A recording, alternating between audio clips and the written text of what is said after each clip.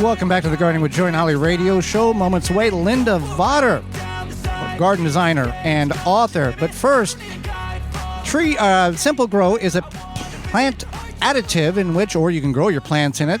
Simple Grow helps your plants grow better. Are you worried about your plant growth? Provide your plants with what they need to grow to their potential. Simple Grow offers 100% organic worm castings at simplegrow.com. Unlike any other worm castings, when you order from Simple Grow, you are getting 100% worm castings, not filler plus castings. Promote ideal soil structure and aeration with Simple Grow's 100% odor-free worm castings. There's only one ingredient, worm castings. No chemicals or additives will seep into your food and doesn't smell like other fertilizers. Indoor, outdoor use. You can find all that information and more at simplegrow.com. That's simplegrow.com. Holly, let's go to the hotline and bring in our guest for this week. Linda Vater is a self-taught garden designer and stylist who also writes and produces garden media for TVs, Instagram, YouTube, and the web. She's lived and gardened at her English tutor home in Oklahoma City for the past 35 years. Her garden has been featured in numerous national and local magazines. She's also the author of The Elegant and Edible Garden. Welcome to the program, Linda. Oh, thank you for having me. Well, thank you for taking time out of your day to educate not only Holly and myself, but all of our listeners across the country. We thank you for the time you're going to give us. Surely. Happy to do it. Well, let's start with this. What inspired you to become a garden designer and to design a beautiful garden for yourself? Where was the aha moment that started this whole thing? Well, I don't think there was really any one moment. I think it was more of a pilgrimage that started with just a general love of plants. I loved, like so many young people today, I really loved plants when I was in high school and in college. And I've often said that my gateway drug to gardening was houseplants. So I think I just first and foremost developed a love from that perspective. And then when I had a career, a profession for quite a while, and when I eventually got married and settled down, I restored a home and started a garden and raised a family. And to me, they just all went hand in hand. And I think that it was just all part of for lack of a better word, kind of just this Martha Stewart life that I kind of wanted to create for myself, one of gracious living and beauty that was garden centric. And I think it just evolved in that way. Well, that's awesome. So what are some major garden design fails or mistakes people commonly make? I think they don't take into account something I consider and what I have called in my book, good garden fit. And that is doing an analysis of all of the factors related to gardening that will ensure whether or not you will be successful. So really being familiar with your climate and your zone and your seasons and what works and what doesn't work. And then gardening in the context of a lot of different things.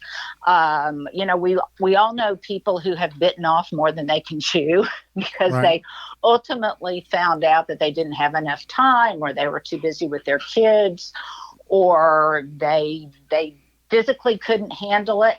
And so I think when you take into account the context in which you garden, then including things like what are my own time constraints and what looks appropriate in my neighborhood? Do I have a city garden? Do I have a country garden? What looks good architecturally with my house? What do I know can be successful here? If you have lots of heavy rain, or like us, you have lots of drought and extreme temperatures and extreme cold. And that's basically taking into account an overarching overview of all of the factors that go into creating a successful garden. And then I would also say it's always good to start small. And then when you get that under your belt, you get yourself a little bit higher on the learning curve, then you do more and you start more and you grow more. And I think that the biggest enemy, but also the biggest encouragement is TV. Oh, they see it on TV. Well, it can't be that difficult. They did that in, 15 minutes type of thing. And then they realize we've gotten in deeper than what we should have, and we didn't do our research. So TV and YouTube, great instruments to deliver information, but everybody has to help themselves. They have to do the research on the back end as well before they make a dive in the deep end.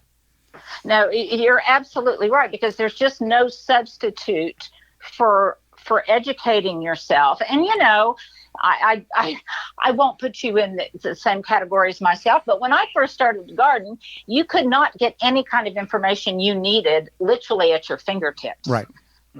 With Google or an app or something like that. You had to talk to other people. You had to read books. You had to travel. You really had to do a deep dive into it.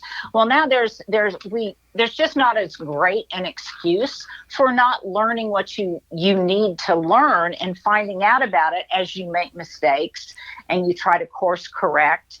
And I think that really is instructive, and it helps, but there is just no substitute for research, for time, for labor, and most importantly, for patience.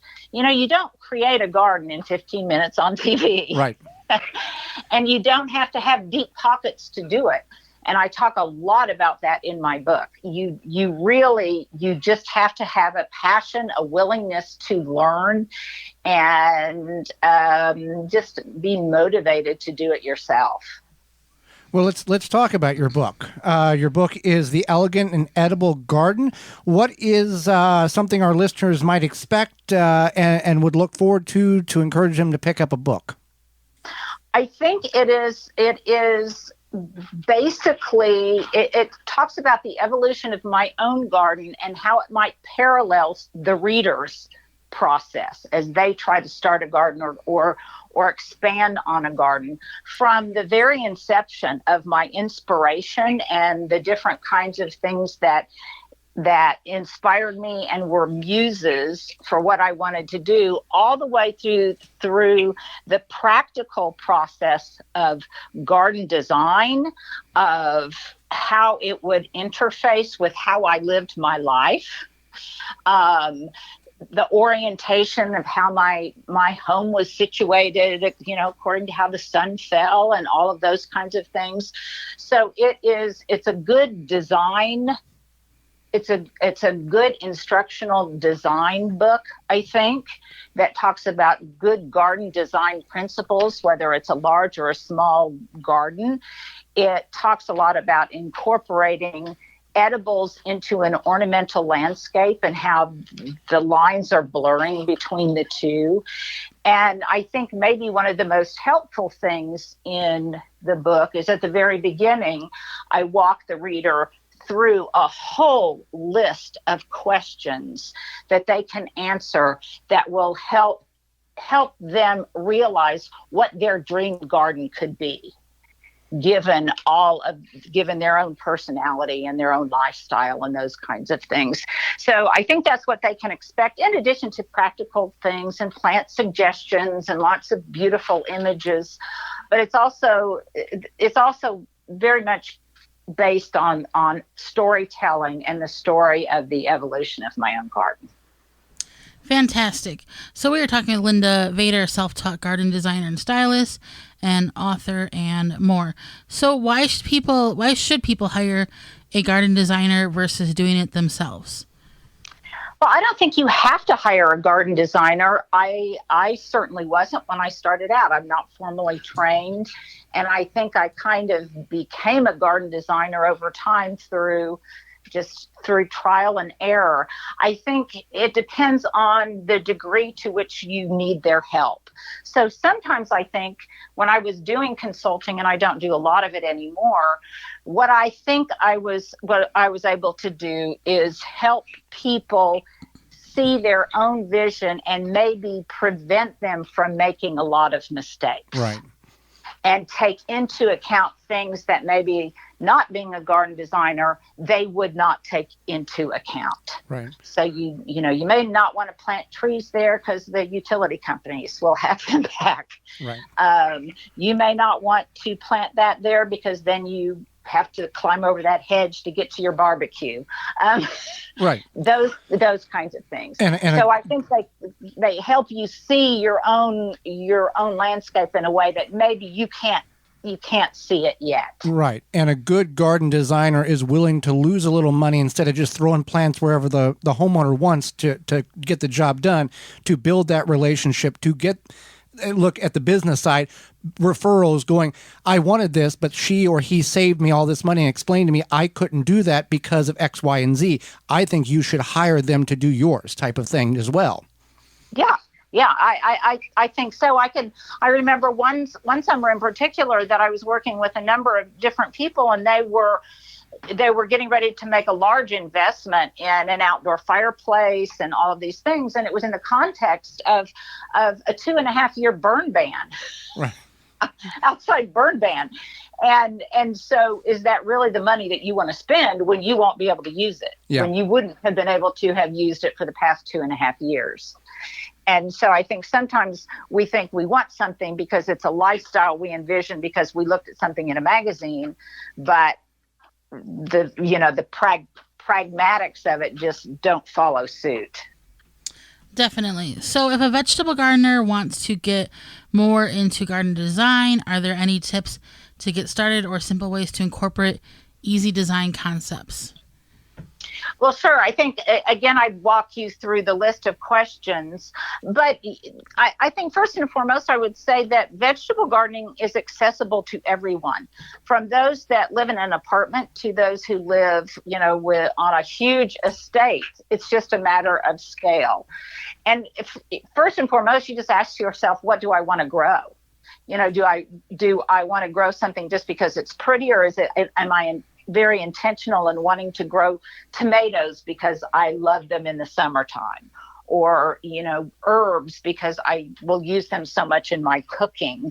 And I think if you look at it that way, that will help you kind of answer some questions. So some people, they just want an assemblage of pots that they've got on their back deck. Some people want a very dedicated space to a vegetable garden with raised beds and everything. Other people are happy to just plant some peppers on the perimeter of an established flower border that they've got. So I think it's again asking yourself those questions of what do I want, and how does what I want fit into the context of my home and my lifestyle. Well, I'll put you on the spot, Linda. You being in Oklahoma and you designing your own garden, is there one plant that you just love that is just the focal point that you're like, anybody around me, anybody in my area, this is the plant you should put in on your property? Well, I don't know that I would say it's what I would tell everybody else to plant, but if you ask anybody about me, if I could have just one plant, what would it be? And for me, it would be boxwood, because I love topiary. I love the way you can create hedges. I love the architecture it provides to the garden, but there's drawbacks to that too. I'm very big on just shrubs in general, on evergreens and lots of blooming shrubs versus a lot of annuals and a lot of perennials.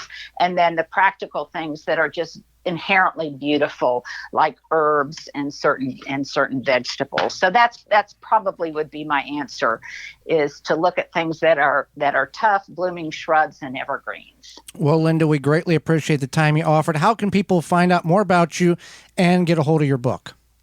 They can really just Google Linda Vater. They can go to my website, www.lindavater.com, or they can look for me on YouTube just as Linda Vater, or on Instagram, or on Amazon, or a myriad different places. If they just Google my name, they can find me in a number of different areas. A lot of great information on the YouTube channel, by the way. If people are wanting to learn more about you and see what you do and get a lot of information, that's the place to go as well.